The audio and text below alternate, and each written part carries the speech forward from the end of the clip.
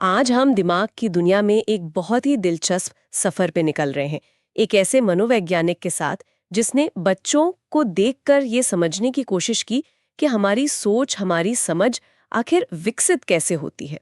हम बात करें जीन पियाजे के संज्ञानात्मक विकास के सिद्धांत की। और ये सिर्फ एक किताबी सिद्धांत नहीं है ना। पियाजे ने कुछ ऐसा किया जो उस समय के लिए बहुत ही क्रांतिकारी था। उन्होंने अपने ही बच्चों को घंटों तक देखा, बस ये जानने के लिए कि एक बच्चा जो दुनिया में आता है वो धीरे धीरे एक तार्किक, सोचने समझने वाले वयस्क में कैसे बदल जाता है। ये एक जासूस का काम था जो दिमाग के रहस्यों को सुलझा रहा था। बिल्कुल, एक जासूस जो सुराग ढूंढ रहा था। तो आज का हमारा मिशन भी कुछ ऐसा ही है। हम पियाजे के सिद्धांत की परतें खोलेंगे। हम सिर्फ ये नहीं जानेंगे कि उन्होंने क्या कहा, बल्कि ये भी समझेंगे कि इसका आज हमारी जिंदगी में क्या मतलब है। एक तरह से एक काल्पनिक बच्चे की नज़र से देखेंगे कि जन्म से किशोरावस्था तक दुनिया कैसी दिखती है और कैसे बदलती है। हम्म चलिए इस दिमागी सफर की शुरुआत करते हैं। सबसे पहले एक शब्द को पकड़ते हैं जो इस पूरी चर्चा की नींव है, संज्ञान, या जैसे अंग्रेजी में कॉग्निशन कहते हैं। सुनने में ये शब्द थोड़ा भारी लगता है, पर है बहुत सरल। हाँ, संज्ञान का मतलब है दिमाग के अंदर चलने वाली हर प्रक्रिया। सोचना, याद करना, तर्क करना, किसी पहेली को सुलझाना, सपने देखना, ये सब कुछ संज्ञान का हिस्सा है। ये हमारे दिमाग का एक ऑपरेटिंग सिस्टम जैसा है जो जानकारी लेता है और उसे प्रोसेस करता है। एकदम सही। और पियाजे इसी ऑपरेटिंग सिस्टम के, कह सकते हैं, अपडेट्स को समझना चाहते थे। उनका मानना था कि ये विकास जैविक रूप से तय है। जैसे एक बच्चे का शरीर बढ़ता है, वैसे ही उसकी सोचने की क्षमता भी बढ़ती है। लेकिन ये अपडेट एक झटके में नहीं होता, ये एक प्रक्रिया के तहत होता है। और उस प्रक्रिया को समझने के लिए पियाजे ने कुछ कमाल के शब्द दिए हैं। हाँ, और यहीं पर मामला दिलचस्प हो जाता है। ये शब्द सिर्फ परिभाषाएं नहीं हैं, ये वो औजार हैं जिनसे दिमाग दुनिया को समझता है। जैसे अनुकूलन, अडेप्टेशन। हम सब हर रोज अनुकूलन करते हैं, है ना? बदलते माहौल में खुद को ढालते हैं। बिल्कुल। और पियाजे कहते हैं कि दिमाग ये काम दो तरीकों से करता है। पहला है समावेशन, एसिमिलेशन। यस। ये आसान रास्ता है, जब आप कोई नई चीज देखते हैं और उसे अपने पुराने ज्ञान के खांचे में ही फिट कर लेते हैं। अच्छा। जैसे एक बच्चे ने सीखा है कि 4 पैर, एक पूंछ और भौंकने वाला जानवर कुत्ता होता है। और वो पार्क में एक अलग नस्ल का, मान लीजिए, एक छोटा सा पग देखता है। वो भी भौंक रहा है, उसके भी 4 पैर हैं। हाँ। बच्चा तुरंत अपने दिमागी फोल्डर कुत्ता में उसे डाल देता है। ये हुआ समावेशन। पर दिमागी विकास सिर्फ पुराने फोल्डर में नई फाइलें डालने से तो नहीं होता। असली जादू तब होता है जब कोई ऐसी फाइल आ जाए जो किसी फोल्डर में फिट ही ना हो। तब दिमाग को मेहनत करनी पड़ती है। इसे पियाजे ने समायोजन या अकोमोडेशन कहा है। अच्छा, तो मतलब वही बच्चा अब गली में एक बिल्ली देखता है, 4 पैर है, पूंछ भी है, लेकिन ये भौंकने की बजाय म्याऊ कर रही है। तो अब बच्चे का कुत्ता वाला फोल्डर एक तरह से क्रैश हो जाता है। ये जानकारी फिट नहीं हो रही। बिल्कुल। अब उसके दिमाग के पास 2 रास्ते हैं। या तो वो इस नई जानकारी को नजरअंदाज कर दे, या फिर एक नया फोल्डर बनाए। जब वो ये समझता है कि अच्छा, 4 पैर वाले कुछ जानवर म्याऊ भी करते हैं और उन्हें बिल्ली कहते हैं, तो वो समायोजन कर रहा है। वो अपने ज्ञान के सिस्टम को बदल रहा है, उसे अपडेट कर रहा है। अरे, ये तो सिर्फ बच्चों की बात नहीं हुई, ये तो हम सब पर लागू होता है।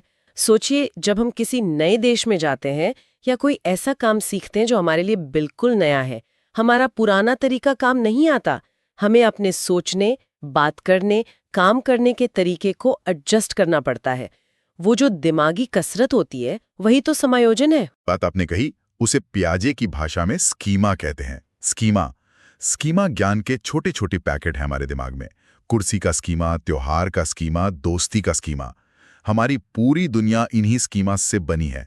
और समावेशन और समायोजन के जरिए ये स्कीमा लगातार बनते और बदलते रहते हैं। तो ये तो हुआ दिमाग के काम करने का तरीका। अब उस सफर पर चलते हैं जो एक बच्चे का दिमाग तय करता है। पियाजे ने इसे 4 अवस्थाओं में बांटा है। तो चलिए, हमारी काल्पनिक बच्ची, मान लीजिए उसका नाम आन्या है, उसके जन्म से शुरू करते हैं। ठीक है, तो आन्या का जन्म हुआ है। जन्म से 2 साल तक वो पहली अवस्था में है, संवेदी गामक अवस्था, सेंसरी मोटर स्टेज। इस दुनिया में आन्या के लिए सोचना और करना एक ही बात है।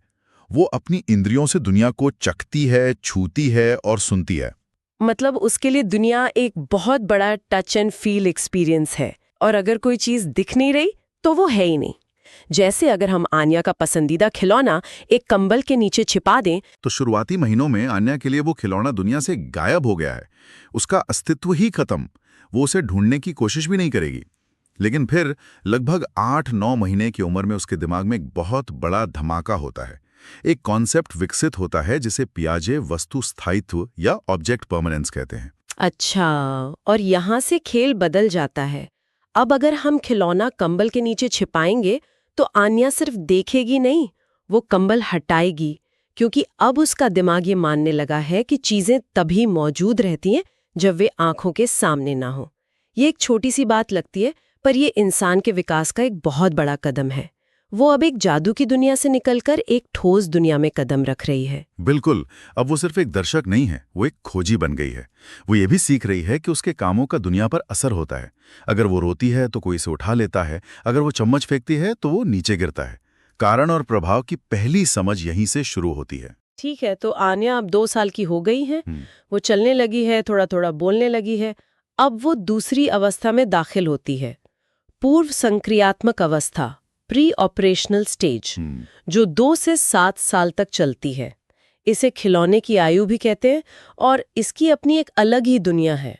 इस दुनिया में तर्क से ज्यादा जादू है। भाषा आ गई है तो अब आन्या प्रतीकों का इस्तेमाल कर सकती है।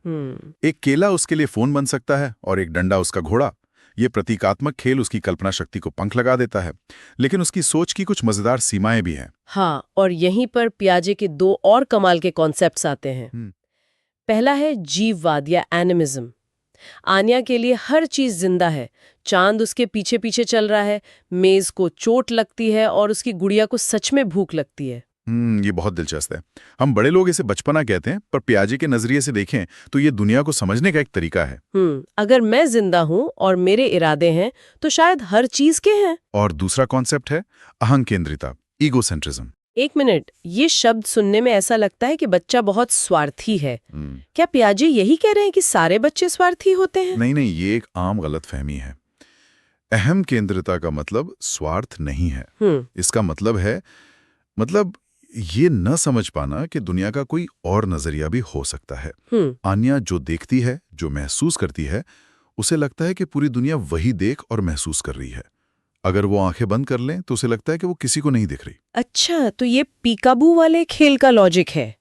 अगर मैं तुम्हें नहीं देख सकती तो तुम भी मुझे नहीं देख सकते। एग्जैक्टली। ये अपने आप में एक पूरा यूनिवर्स है जिसका केंद्र वो खुद है।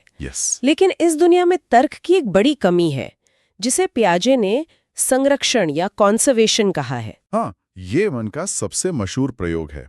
अगर आप आन्या को 2 बराबर गिलास में बराबर जूस दें तो वो मानेंगी कि दोनों में बराबर है।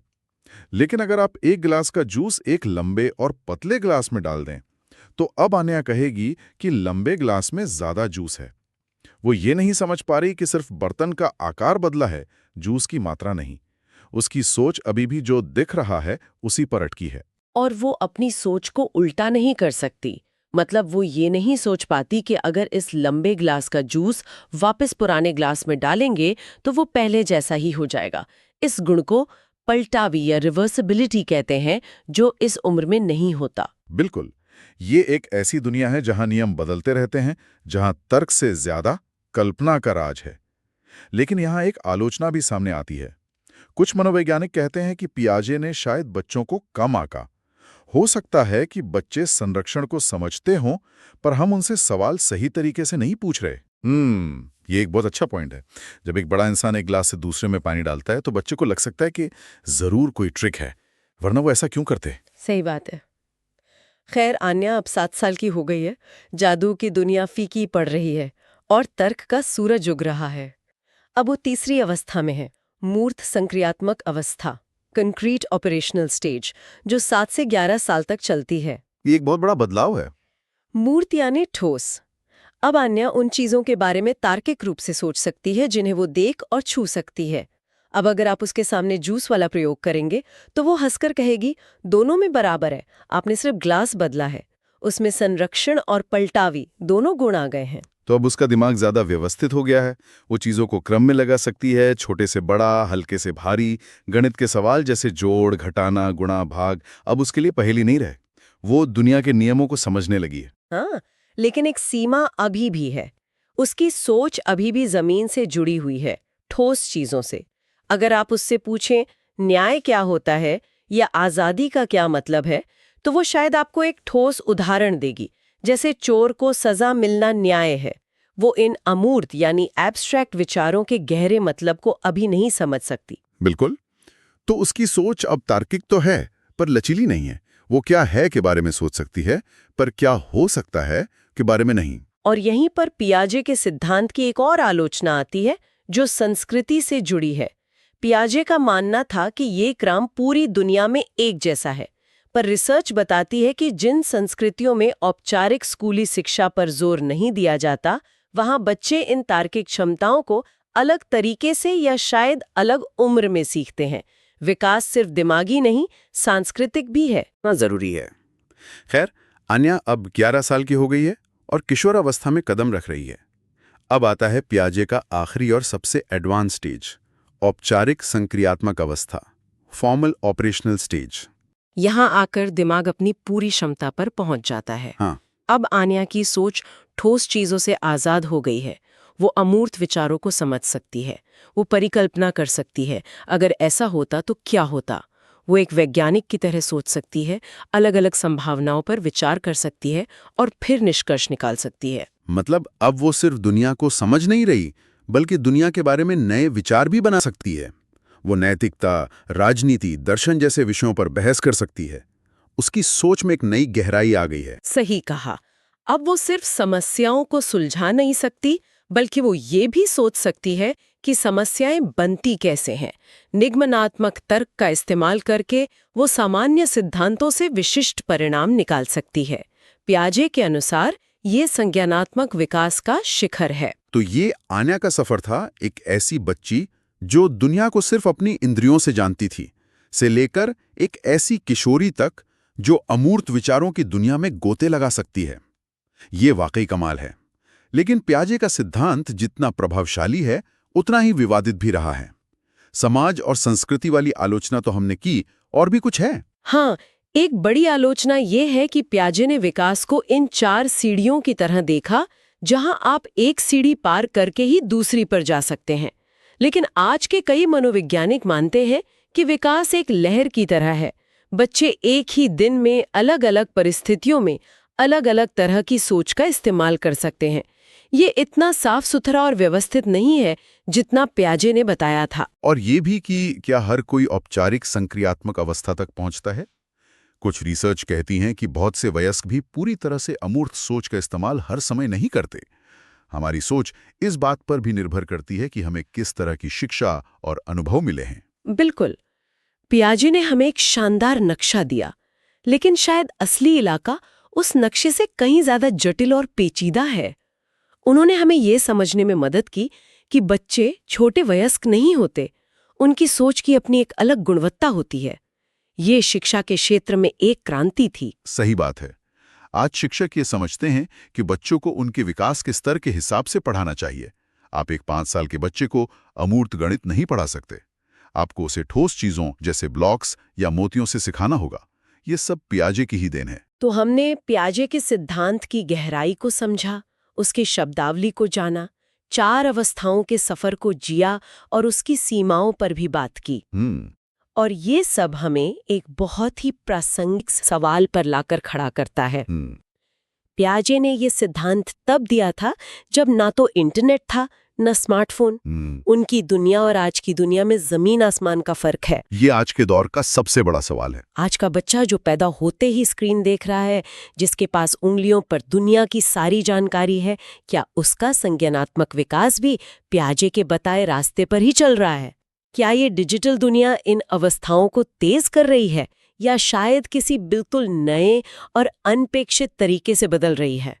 कहीं ऐसा तो नहीं कि वस्तु स्थायित्व से पहले बच्चे ऐप स्थायित्व सीख रहे हों? ये एक ऐसा विचार है जिस पर हम सभी को सोचने की जरूरत है।